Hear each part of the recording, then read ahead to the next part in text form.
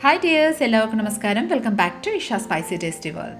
ഇന്ന് നമ്മൾ തയ്യാറാക്കുന്നത് വളരെ ടേസ്റ്റി ആയിട്ടുള്ള ഒരു പറാട്ടയാണ് കേട്ടോ. നമ്മൾ ആലു പറാട്ട തയ്യാറാക്കിയില്ലേ, അതുപോലെ തന്നെ നമുക്ക് വളരെ ടേസ്റ്റി ആയിട്ട് പപ്പായ സ്റ്റഫ്ഡ് പറാട്ടയാണ് തയ്യാറാക്കാൻ പോകുന്നത്.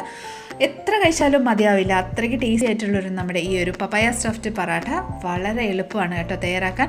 അപ്പോൾ തീർച്ചയായിട്ടും ഈ ഒരു റെസിപ്പി നിങ്ങൾക്ക് എല്ലാവർക്കും ഇഷ്ടപ്പെടുന്നതായിരിക്കും. സോ റെസിപ്പി എല്ലാവരും സ്കിപ്പ് ചെയ്യാതെ കണ്ടോളൂ. കണ്ടതിന് ശേഷം നിങ്ങളുടെ ഫീഡ്ബാക്ക് എന്നിൽ അറിയിക്കാൻ മറക്കല്ല്. അപ്പോൾ പെട്ടെന്ന് തന്നെ നമുക്ക് ഈ ഒരു പപ്പായ സ്റ്റഫ്ഡ് പറാട്ട എങ്ങനെ തയ്യാറാക്കുന്നതെന്ന് നോക്കിയിട്ട് വന്നാലോ. അതിനായിട്ട് ഒരു പാത്രത്തിൽ ഞാനിവിടെ ഗോതമ്പ് മാവ് എടുത്തിട്ടുണ്ട് കേട്ടോ. ആ മാവ് നിങ്ങളുടെ താല്പര്യം അനുസരിച്ച്, അതായത് എത്ര ക്വാണ്ടിറ്റിയാണ് ആവശ്യമുള്ളത് അത്ര എടുത്തോളൂ കേട്ടോ. ശേഷം നമുക്കിതിലോട്ട് ആവശ്യമനുസരിച്ച് ഉപ്പ് ചേർത്ത് കൊടുക്കാം. ഞാനിവിടെ ഒരു 8 പേർക്കുള്ള ഗോതമ്പ് മാവാണ് എടുത്തിരിക്കുന്നത് കേട്ടോ. അതിനോട്ട് നമുക്ക് 2 ടേബിൾ സ്പൂൺ നെയ്യ് ഒന്ന് ചേർത്ത് കൊടുക്കാം. നെയ്യ് ചേർത്തതിന് ശേഷം ഈ വക എല്ലാം നന്നായിട്ടൊന്ന് മിക്സ് ചെയ്ത് കൊടുക്കാം കേട്ടോ. ആ ഒരു നെയ്യ് ഉപ്പും എല്ലാം നമ്മുടെ ആ ഒരു മാവിലോട്ട് നന്നായിട്ടൊന്ന് മിക്സ് ആവുന്നിടം വരെ ഒന്ന് മിക്സ് ചെയ്ത് കൊടുക്കാം. ഇനി നമുക്ക് ഒരു സോഫ്റ്റ് ഡോ ആയിട്ട് കുഴച്ചെടുക്കാം. അതിനായിട്ട് ആവശ്യമനുസരിച്ച് വെള്ളം യൂസ് ചെയ്ത് നന്നായിട്ടൊരു സോഫ്റ്റ് ഡോയിൽ നമുക്കൊന്ന് കുഴച്ചെടുക്കാം കേട്ടോ. സാധാരണ നമ്മുടെ ചപ്പാത്തി മാവൊക്കെ കുഴയ്ക്കുന്ന രീതിയിൽ അതേ സോഫ്റ്റ് ടെക്സ്ചറിലാണ് നമ്മൾ ഈ ഒരു മാവ് നന്നായിട്ടൊന്ന് കുഴച്ചെടുക്കുന്നത്. കൈ കൊണ്ട് നന്നായിട്ട് തന്നെ നീഡ് ചെയ്ത്, അതായത് നന്നായിട്ടൊന്ന് കുഴച്ചെടുത്തോളൂ കേട്ടോ. ഒരു 10 to 12 മിനിറ്റോളം, ഏകദേശം ഒരു 15 മിനിറ്റ് നന്നായിട്ടൊന്ന് സ്മാഷ് ചെയ്ത് നന്നായിട്ടൊന്ന് കുഴച്ചെടുക്കുമ്പോൾ നമ്മുടെ ചപ്പാത്തി മാവ് നല്ല സോഫ്റ്റ് ആയിട്ടാണ് കിട്ടുന്നത് കേട്ടോ. ഇതേ രീതിയിൽ നമ്മൾ ചപ്പാത്തിയും കുഴച്ചെടുത്ത് കഴിഞ്ഞാൽ നല്ല വീർത്ത്, നല്ല ബലൂൺ പോലെ വീർത്തായിരിക്കും നമ്മുടെ ചപ്പാത്തി മാവ് റെഡിയാവുന്നത്. അപ്പം ഇതുപോലെ നന്നായിട്ട് കുഴച്ച് ഞാനിവിടെ എടുത്തിട്ടുണ്ട്. പെർഫെക്റ്റ് നല്ല സോഫ്റ്റും ആയിട്ടുണ്ട് കേട്ടോ. മാവ് നന്നായിട്ട് കുഴച്ചതിന് ശേഷം നോക്കിക്കോളൂ, നല്ല സോഫ്റ്റ് ആയിട്ട് തന്നെയല്ലേ നമ്മുടെ മാവ് കുഴച്ചിരിക്കുന്നത്. ഇനി നമുക്ക് ലിറ്റിട്ട് ക്ലോസ് ചെയ്ത് ഒരു 15 to 20 മിനിറ്റ് റെസ്റ്റിന് വെച്ച് കൊടുക്കാം. ആ സമയം കൊണ്ട് നമുക്ക് പപ്പായയുടെ സ്റ്റഫിങ്സ് ഒന്ന് റെഡിയാക്കാം. അപ്പോൾ ഏകദേശം ഒരു മീഡിയം സൈസിലുള്ള പപ്പായാണ് എടുത്തിട്ടുണ്ട്. അതിൻ്റെ ആ ഒരു പാലിൻ്റെ അംശമെല്ലാം നമ്മൾ കൊത്തിയിട്ട് എടുക്കാറില്ലേ, അതുപോലെ ചെയ്ത് നന്നായിട്ടൊന്ന് വാഷ് ചെയ്തെടുത്തിട്ടുണ്ട്. സീഡ്സ് എല്ലാം റിമൂവ് ചെയ്തിട്ടുണ്ട്. ഇതുപോലെ ആ ഒരു തൊണ്ടെല്ലാം നമുക്ക് ഒന്ന് റിമൂവ് ചെയ്തെടുക്കാം. റിമൂവ് ചെയ്തതിന് ശേഷം നന്നായിട്ട് വാഷ് ചെയ്തെടുത്തിട്ടുണ്ട്. നമുക്ക് ഗ്രേറ്റർ യൂസ് ചെയ്ത് നമുക്ക് ഗ്രേറ്റ് ചെയ്തെടുക്കാം കേട്ടോ. ചെറുതായിട്ടൊന്ന് പഴുത്തതായിരുന്നു, അതുകൊണ്ട് ഞാൻ ആ പച്ച ഭാഗം മാത്രമേ ഞാൻ എടുക്കുന്നുള്ളൂ. പഴുത്ത ഭാഗം ഒന്ന് ഗ്രേറ്റ് ചെയ്യുന്നില്ല. നമുക്ക് ആ ഒരു ഉള്ളിൽ ഭാഗം ചെറുതായിട്ട് മാത്രമേ ചനച്ചിട്ടുള്ളതായിരുന്നു കേട്ടോ. അപ്പോൾ ഇതുപോലെ നന്നായിട്ട് നമ്മൾ ഗ്രേറ്റ് ചെയ്തെടുത്തിട്ടുണ്ട്. നിങ്ങൾ എടുക്കുമ്പോൾ പച്ചയുള്ള ടൈപ്പാണ് എടുക്കുന്നതായിരിക്കും നല്ലത് കേട്ടോ. അപ്പം അധികം പഴുത്തിട്ടില്ലാത്തതുകൊണ്ട് ഇത് കുഴപ്പമൊന്നുമില്ല. ഇനി നമ്മൾ എന്താ ചെയ്യുക, നമ്മുടെ കൈമേ ഇതുപോലെ വെച്ച് നന്നായിട്ട് പിഴിഞ്ഞ് അതിൻ്റെ ആ ഒരു നീരെല്ലാം നമുക്ക് നന്നായിട്ടൊന്ന് പിഴിഞ്ഞെടുക്കാം കേട്ടോ.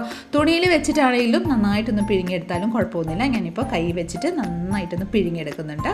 അപ്പോൾ ഇതേ രീതിയിൽ തന്നെ നന്നായിട്ടൊന്ന് പിഴിഞ്ഞ് ബാക്കിയെല്ലാം ഒന്ന് നമുക്ക് എടുക്കാം കേട്ടോ. അപ്പോൾ നോക്കിക്കോളൂ, നമ്മുടെ പപ്പായയുടെ നീരെല്ലാം നന്നായിട്ടൊന്ന് പിഴിഞ്ഞ് ഞാൻ റിമൂവ് ചെയ്തെടുത്തിട്ടുണ്ട് കേട്ടോ. ഇനി നമുക്ക് ഇതൊന്ന് വഴറ്റിയെടുക്കാം. അതിനായിട്ടൊരു കടായിൽ 1 ടേബിൾ സ്പൂൺ നെയ്യൊന്ന് ചേർത്ത് കൊടുക്കാം. നെയ്യ് ചേർത്ത് നെയ്യൊന്ന് ചൂടായി വന്നതിന് ശേഷം അതിലോട്ട് ഒരു 1/2 ടീസ്പൂൺ ജീരകം, ഒരു 1/2 ടീസ്പൂൺ പെരുംജീരകം, ഇനി ഒരു 1/2 ടീസ്പൂൺ നമ്മുടെ മല്ലിക്കൊത്ത് ക്രഷ് ചെയ്തിട്ടുണ്ട് കേട്ടോ. ഇതുപോലെ ക്രഷ് ചെയ്തതിന് ശേഷം ആഡ് ചെയ്ത് കൊടുക്കാം. ഇനി നമുക്ക് ഈ വക എല്ലാം നന്നായിട്ടൊന്ന് വഴറ്റി കൊടുക്കാം. അതൊന്ന് പൊട്ടി വന്നതിന് ശേഷം നമ്മുടെ സ്റ്റഫിങ്സിന് ഒരു ബൈൻഡിങ് കിട്ടാനായിട്ട് നമുക്ക് ഇതിലോട്ട് ഒരു 2 ടേബിൾ സ്പൂൺ കടലമാവ് ചേർത്ത് കൊടുക്കാം. ഇനി ഈ ഒരു കടലമാവിൻ്റെ ആ ഒരു പച്ചമണം മാറുന്നിടം വരെ നന്നായിട്ടൊരു 5 to 6 മിനിറ്റ് നന്നായിട്ടൊന്ന് റോസ്റ്റ് ചെയ്ത് കൊടുക്കാം കേട്ടോ. നോക്കിക്കോളൂ, നന്നായിട്ടൊന്ന് റോസ്റ്റ് ആയതിനു ശേഷം ഈ ഒരു പൊടി രീതിയിൽ തന്നെ ആയി കിട്ടും കേട്ടോ. ഇനി നന്നായിട്ട് ലോ ഫ്ലെയിമിൽ വെച്ചിട്ട് വേണം നമ്മൾ ഇതൊന്ന് വഴറ്റി കൊടുക്കേണ്ടത്, അതായത് റോസ്റ്റ് ചെയ്തെടുക്കാം. നന്നായിട്ട് ഇതുപോലെ റോസ്റ്റ് ആയതിനു ശേഷം ഇനി നമുക്ക് ഗ്രേറ്റ് ചെയ്ത് വെച്ചിരിക്കുന്ന പപ്പായ ആഡ് ചെയ്ത് കൊടുക്കാം കേട്ടോ. പപ്പായ ആഡ് ചെയ്തതിന് ശേഷം ഇതിലോട്ട് ആവശ്യമനുസരിച്ച് ഉപ്പ് ആഡ് ചെയ്ത് കൊടുക്കാം. ഞാനിവിടെ ഒരു 1/2 ടീസ്പൂൺ ഉപ്പാണ് ആഡ് ചെയ്തേക്കുന്നത്. അതിലോട്ട് ഒരു 1/2 ടീസ്പൂൺ ബ്ലാക്ക് സോൾട്ടും കൂടെ ആഡ് ചെയ്ത് കൊടുക്കാം. ഒരു 1/2 ടീസ്പൂൺ ജീരകം പൊടിച്ചത്, 1 teaspoon Kashmiri chilli powder, 1/2 teaspoon mango powder. ഈ കൂട്ടത്തിൽ തന്നെ കുറച്ച് മല്ലിയെല്ലാം ചോപ്പ് ചെയ്തിട്ടുണ്ടായിരുന്നു, അതും കൂടെ ആഡ് ചെയ്ത് കൊടുത്തിട്ടുണ്ട്. ഒരു 2 പച്ചമുളക് ചോപ്പ് ചെയ്ത് അതും കൂടെ ആഡ് ചെയ്ത് കൊടുക്കാം. ഇനി നമുക്ക് ഈ വക എല്ലാം നന്നായിട്ടൊന്ന് മിക്സ് ചെയ്ത് കൊടുക്കാം കേട്ടോ. ആ ഒരു മിശ്രിതം എല്ലാം നന്നായിട്ട് യോജിച്ച് വരുന്നിടം വരെ ഒരു 2 to 3 മിനിറ്റ് നന്നായിട്ടൊന്ന് മിക്സ് ചെയ്ത് കൊടുക്കാം. അധികം വേവിക്കേണ്ട ആവശ്യമൊന്നുമില്ല, ജസ്റ്റ് നന്നായിട്ടൊന്ന് മിക്സ് ചെയ്ത് കൊടുക്കാം കേട്ടോ. നിങ്ങളുടെ കയ്യിൽ ആ ഒരു മാംഗോ പൗഡർ ഇല്ലെങ്കിൽ കുറച്ച് ചാറ്റ് മസാല ആഡ് ചെയ്താലും കുഴപ്പമൊന്നുമില്ല കേട്ടോ. നന്നായിട്ട് മിക്സ് ചെയ്തിട്ടുണ്ട്. നമ്മുടെ സ്റ്റഫിങ്സ് ഇവിടെ റെഡി ആയിട്ടുണ്ട്. നന്നായിട്ടൊന്ന് തണുക്കാൻ വേണ്ടിയിട്ട് നമുക്കൊന്ന് വെച്ച് കൊടുക്കാം. അപ്പം നമ്മുടെ സ്റ്റഫിങ്സ് ഇവിടെ റെഡി ആയിട്ടുണ്ട്. ആ സമയം കൊണ്ട് നമ്മുടെ മാവ് ബോൾസ് ആക്കി ഉരുട്ടിയെടുക്കാം. നോക്കിക്കോളൂ, നല്ല സോഫ്റ്റ് ആയിട്ട് തന്നെ നമ്മുടെ മാവ് ഇപ്പോഴും ഇരിക്കുന്നത്. നന്നായിട്ടൊരു 2 മിനിറ്റ് ഇതേ രീതിയിലൊന്ന് കുഴച്ചെടുക്കാം. മാവെല്ലാം കുഴച്ച് റെഡിയാക്കിയിട്ടുണ്ട്. ചപ്പാത്തി പലകയും നമ്മുടെ സ്റ്റഫിങ്സും നമ്മുടെ ഡിപ്പ് ചെയ്യാനുള്ള മാവും എല്ലാം ഞാനിവിടെ റെഡിയാക്കി വെച്ചിട്ടുണ്ട് കേട്ടോ.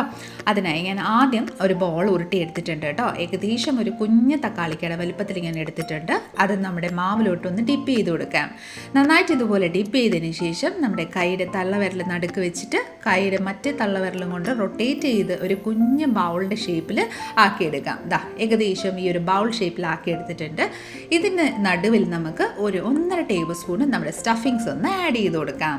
സ്റ്റഫിങ്സ് ഇതുപോലെ നന്നായി ആഡ് ചെയ്ത് നന്നായിട്ടൊന്ന് പ്രസ് ചെയ്ത് ലെവൽ ചെയ്തതിന് ശേഷം സൈഡിലെ ആ ഒരു മാവെല്ലാം പിടിച്ച് നന്നായിട്ടൊന്ന് റൊട്ടേറ്റ് ചെയ്ത് നമുക്ക് നടുവിലൊന്ന് സ്റ്റിക്ക് ഓൺ ചെയ്ത് വെച്ച് കൊടുക്കാം. ഇതാ നോക്കിക്കോളൂ, നിങ്ങൾക്ക് കാണുമ്പോൾ മനസ്സിലായില്ലേ എങ്ങനെയാണ് ചെയ്യുന്നതെന്ന്.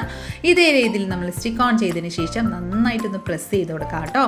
നന്നായിട്ട് ഇതുപോലെ പ്രസ് ചെയ്തതിന് ശേഷം നമുക്കിനി റോൾ ചെയ്ത് ചപ്പാത്തി പരുവത്തിലാക്കിയെടുക്കാം. അതിനെ ആദ്യം നമുക്ക് മാവിലോട്ടൊന്ന് ഡിപ്പ് ചെയ്ത് കൊടുക്കാം. കൈയുടെ പത്തിയും കൊണ്ട് ജസ്റ്റ് ഒന്ന് പ്രസ് ചെയ്ത് ചെറിയൊരു പൂരിയുടെ ഷേപ്പിലോട്ട് ആക്കി കൊടുത്തതിന് ശേഷം നമുക്ക് റോളർ വെച്ച് നന്നായിട്ടൊന്ന് റോൾ ചെയ്തെടുക്കാം. അങ്ങനെ കൊടുക്കുമ്പോൾ നമ്മൾക്ക് വളരെ എളുപ്പത്തിൽ തന്നെ റൊട്ടേറ്റ് ചെയ്തെടുക്കാൻ സാധ്യതയുണ്ട് കേട്ടോ.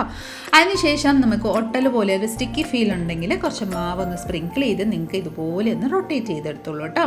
അപ്പോൾ അതാ നന്നായിട്ടൊന്ന് ചപ്പാത്തിയുടെ പരുപ്പത്തിൽ ഞാനിവിടെ റോൾ ചെയ്തെടുത്തിട്ടുണ്ട്. അപ്പം നമ്മുടെ ഒരു പറാട്ട ഇവിടെ റെഡി ആയിട്ടുണ്ട്. ഇതേ രീതിയിൽ തന്നെ നമുക്ക് അടുത്തവും കൂടെ ഒന്ന് ഉരുട്ടിയെടുത്താലോ.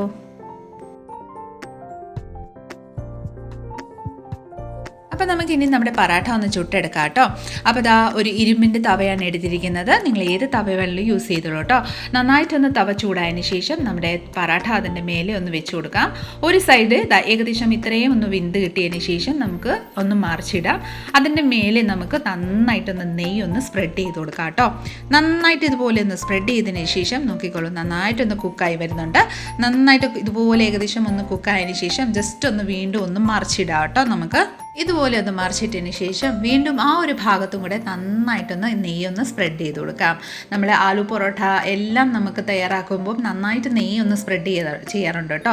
ബട്ടറോ നെയ്യോ ഇതേ രീതിയിൽ നന്നായിട്ടൊന്ന് സ്പ്രെഡ് ചെയ്ത് ആ ഒരു സ്പാച്ചിൽ വെച്ച് നന്നായിട്ടൊന്ന് പ്രസ് ചെയ്ത് നന്നായിട്ട് എല്ലാ സൈഡും നന്നായിട്ട് തിരിച്ചും മറിച്ചും നല്ലൊരു ഗോൾഡൻ കളറാവുന്നിടം വരെ നമുക്കൊന്ന് കുക്ക് ചെയ്തെടുക്കാം. അപ്പോൾ ഇതാ നമ്മുടെ പെർഫെക്റ്റ്ലി നമ്മുടെ പപ്പായ സ്റ്റഫ്ഡ് പറാട്ട ഇവിടെ റെഡി ആയിട്ടുണ്ട്. ഒരു സർവിങ് പ്ലേറ്റിലോട്ട് സർവ് ചെയ്ത് കൊടുക്കാം. ഇതേ രീതിയിൽ തന്നെ നമുക്ക് അടുത്ത പറാട്ടയും കൂടെ ഒന്ന് ചുട്ടെടുക്കാം കേട്ടോ. അപ്പോൾ ഇതാ വളരെ ടേസ്റ്റിയും ഹെൽത്തി ആയിട്ടുള്ളൊരു നമ്മുടെ പപ്പായ പറാട്ട ഇവിടെ റെഡി ആയിട്ടുണ്ട് കേട്ടോ.